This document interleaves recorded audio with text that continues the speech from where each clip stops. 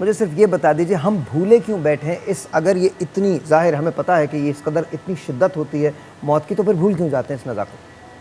بھول دنیا کی رنگ رلیاں، دنیا میں گر جاتے ہیں. دنیا بڑی خوبصورت ہے. ایک بار کا اضافہ ہم اپنے ہاتھوں سے جنازہ لے کے جاتے ہیں، اپنے ہاتھوں سے قبر میں اتارتے ہیں، پھر بھول جاتے ہیں. اس لیے بھول جاتے ہیں کہ دنیا کی، پھر میں نے عرض کیا کہ دنیا اتنی خوبصورت ہے لیکن اس سے زیادہ آخرت خوبصورت ہے. دنیا ہمیں نظر آتی ہے، آخرت ہمیں نظر نہیں آتی ہے. ہم پھر جلدی، یہ انسان کون ہے؟ عجولہ ہے، یہ بہت جلد باز ہے، یہ چھوٹی چھوٹی چیزوں پر تسلی کرتا ہے. لیکن یہاں پر ایک چیز کی میں تھوڑی سی وضاحت ضروری چاہوں گا کہ میں نے آغاز کیا تھا کہ کل نفس ذائقۃ الموت. بالکل صحیح. اس کا مطلب عام طور پہ لوگ یہ کرتے ہیں کہ موت کا ذائقہ بہت کڑوا ہے.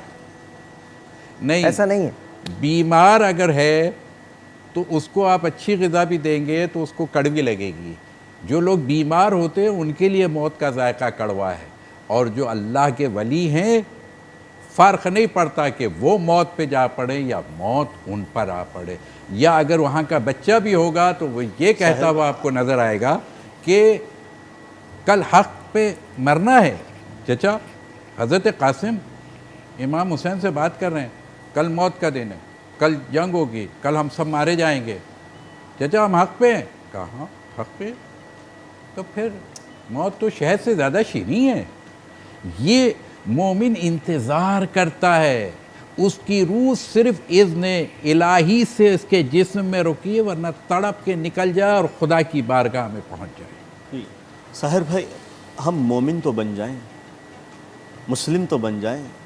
جب یہ چیزیں ہوں گی تو پہچان میں آ جائے گا. ایک دور تھا کہیں فون کیا جاتا تھا، بھئی اپنا آدمی ہے جانے دو، اپنی فائل ہے جانے دو، اپنا نمبر ہے دینے دو، اپنا معاملہ ہے کرنے دو. یہ ایک چیز ہوتا تھا. اب جب اپنی شناخت ہوتی ہے، جب انسان قبر میں جائے گا، جب انسان اس مرحلات میں، تو دو چیزیں ہیں. میں بات 10 سیکنڈ میں مختصر کر رہا ہوں.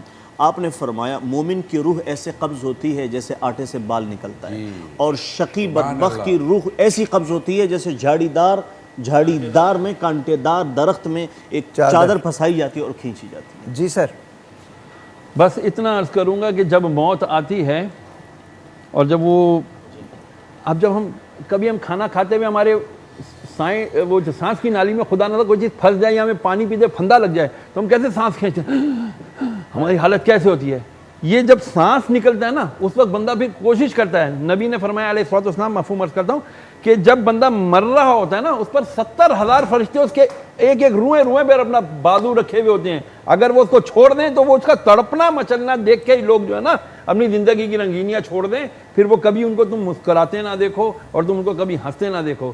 یہ سانس کھینچنا، لیکن وہ ریورس کاؤنٹنگ شروع ہو چکی ہوتی ہے. اب سانس باہر نکل رہا ہوتا ہے اور بندے کی آنکھیں اوپر چڑھ جاتی ہیں. یہ بندہ کئی مرتبہ مناظر دیکھتا ہے. آپ نے سوال کیا کہ ہم بھول کیوں جاتے ہیں. نبی علیہ السلام نے فرمایا کیوں بھول جاتے ہیں. فرمایا جب تم اپنے جنازے دفنا کر جاتے ہو نا تو پھر فرشتہ وہاں سے مٹی اٹھاتا ہے قبر کی اور لوگوں کے اوپر پھینکتا ہے اور کہتا ہے جاؤ تم دوبارہ دنیا کی رنگینیوں میں کھو جاؤ گے، تم بھول جاؤ گے کہ ابھی تم کسی کو دفنا کر آئے ہو. یہ ہے ہمارا. اسی لیے بزرگان دین فرماتے تھے، نبی نے فرمایا جب تم کسی کو دفناؤ نا تو فوراً بھاگنے کی نہ کرو، اتنی دیر بیٹھو کہ ایک اونٹ نہر کر کے اس کا گوشت بانٹ دیا جائے تاکہ تمہیں یاد ہے ہاں یار تم نے بھی ادھر ہی آنا ہے. اللہ کرے وہ احساس ہمارا جاگ جائے.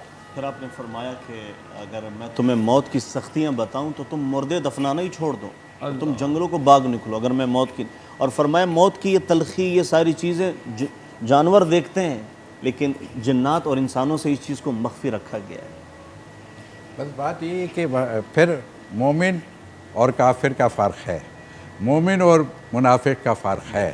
مومن کی قبر جنت کے گوشوں میں سے ایک گوشہ ہے اور منافق اور کافر کی قبر جو ہے وہ جہنم کے گڑھوں میں سے ایک گڑھا ہے.